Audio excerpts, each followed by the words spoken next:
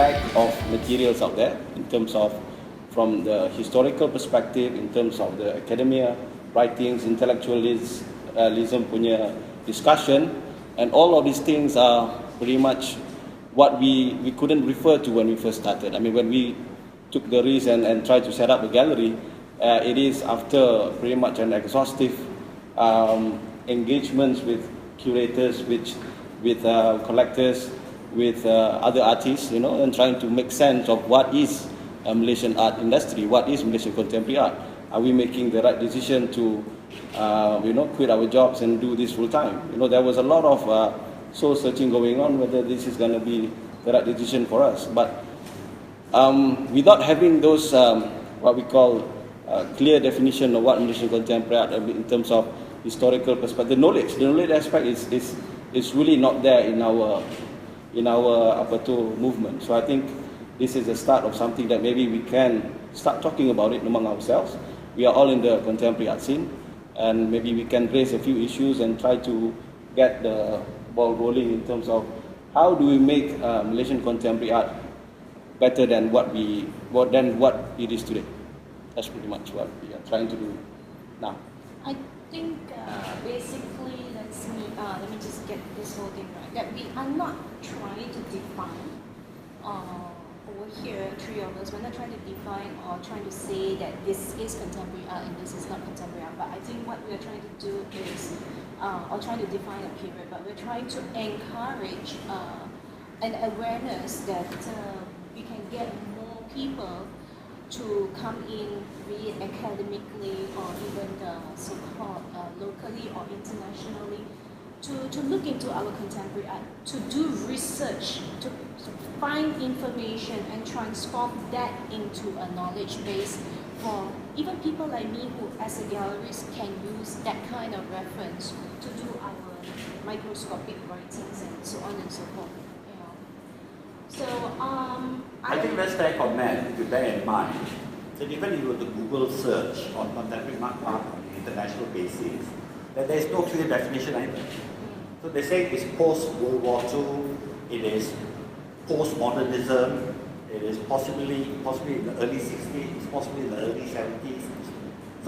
But basically what you know, that from modernism was up to a certain point in time, and the art movement decided it wanted to progress. So you have a contemporary movement which then reflects on the fact that your society is progressing. Your society is progressing, your culture is progressing. When this happens, then there's a need to then study this development. There's a need to look at the development, understand the development, because art represents, history is the study of your past, and art is the study of your present. So if we do not have academics, if we do not have intellectuals, then we have an issue of what is it that we are now going through. And society is going through a lot of things. So if art is a representation of your social, cultural, socio-economic, socio-political things, then obviously there's a lot in the art and the artists who are making a lot of statements on this thing. And there's a need for us to identify and study. And even more importantly, there's also the change in medium. Malaysian contemporary art is very strong in multimedia. So we are introducing all of these elements coming in. I just read an article that I thought was very interesting. It was by Frances Morris, who's the new director of the Tate Modern in the UK. And in the interview, she was saying that the direction that they are going to take is no longer the way it used to be, where under the modernists, you put up the Picassos, you put up the Van Goghs, you put everything, and then you just frame all the other artists around it. There is a very standard way of showing art. She said within the contemporary environment right now, she said there is no longer a central area.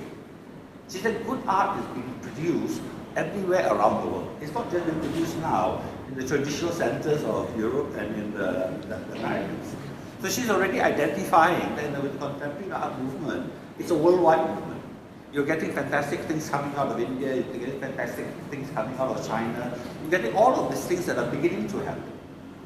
It's a question of an issue that if there's an internationalization of art, how does Malaysia now take part in this internationalization? So you have a movement, a burgeoning world movement. So you say, okay, look, I want to take part. So they say, great, can you send me an academic? Can you send me an intellectual? This is the thing that's come to my mind now. Who is the academic here? Who is the intellectual here within the art movement? Who did a fantastic art book? You know, I hear there are 400-500 curators running all around the place. Everybody has got an opinion. But where is that book? Where is that written thesis? We have got 3 big museums. One is funded by the oil giant Petronas. One is funded by the central bank who prints money. One is funded, Bala is funded by the government itself. But what is it that they do?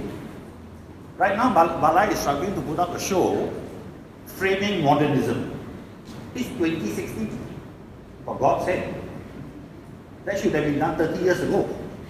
You know, and I'm still having the, and you think, okay, now I'm going to look at Singapore. Singapore's show is reframing modernism. You know? And the reason for this is the civil servants who are working within there are stuck with collections from an era gone by. They now have an issue as society progresses. They do not have civil servants who have progressed with the society that has progressed. So if you look anywhere around the world, the development of contemporary art is very much a private sector development. So if you look at all the new museums that have been created around the world today, the Eli Broad Museum in LA, you know, I mean, it was a personal initiative of him himself. I was just reading yesterday that Chiang Mai has opened a contemporary museum. Chiang Mai, the village in the north of Thailand. You know, in Singapore and Malaysia, we think we're very high-fi, we're very developed, we're very cool. We both don't have a museum yet. You know? And when you think that Chiang Mai has done that, then you realize 2 years ago, the Bunchai Bench Kabul, whatever the Thai name it is, he already opened the MoMA Bangkok 2-3 years ago in Bangkok. So all of this development is happening. But for us to engage, we then must be able to talk to them. We must be able to talk to the curators in New York, we must be able to talk to curators. My question is, do we have academics, intellectuals who can talk to these guys? They talk a certain language. When you go for a medical association function, you better know what is an appendix, you better know what is all these things are. So when we go and engage with them, we must also know the language as well. We must know what is the history of our environment, what is the history of our development. Right?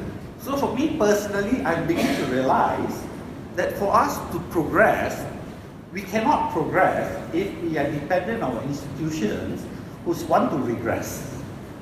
We must then decide among ourselves, look guys, do we want to progress?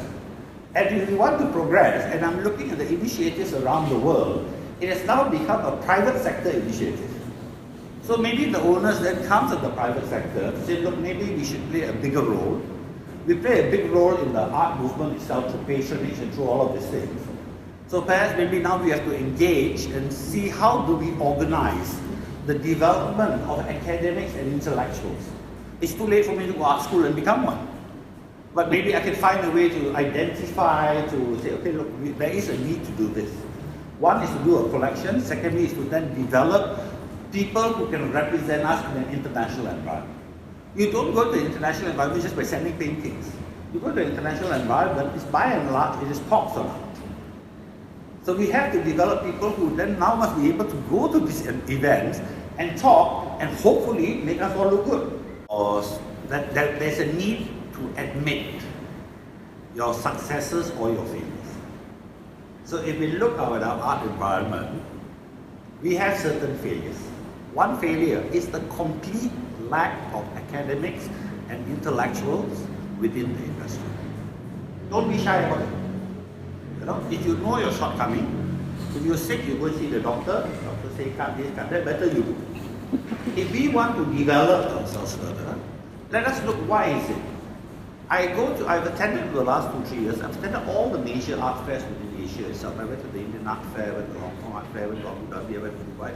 Wherever there's an event, I will go and they'll give me the IP rights. And I get to see. And I come back and I tell everybody, I say, my God, we're as good as, if not better than what I see. We are very competitive in terms of the quality and the skills of the artworks that we have here. Anything I've seen in Hong Kong and anything I've seen in India. I actually think we are far better than the developments of what I'm seeing within the Middle East itself. Within the context of Southeast Asia, I feel comfortable to say that we are more developed as a contemporary society than most other Southeast Asian nations. And our art is actually far more progressive, of a much better quality than what I'm seeing within the context of Indonesia, within the context of Thailand, within the Tibet. This is my personal view on what I see. So what I'm saying, we've actually got something that's quite impressive. But we've got a society that is self-defeating. One thing about Malaysians, give them half a chance. They will say the most worst things about themselves and about each other. We don't have people who adulate, people who then come out and say good things. So these are issues, as you can see from the political environment, that is a reality within here. Now because we are that way, that we want to put down, we want to fitna, use backward, all of those things, then I look, yeah, that's why we don't have academics. Because if an academic wants to come up and say something, most probably everybody's going to hammer it. So it's better off I don't say anything. But if that has resulted in us now not being able to say anything, not to have any intellectuals, not to have any academics, I say there's a need to relook this negativity that's all around the place and say, look, we've got an issue here. We don't have an art writer. We don't have a curator. We don't have somebody who can represent us and help us to internationalize this very strong talent base that we have within this place.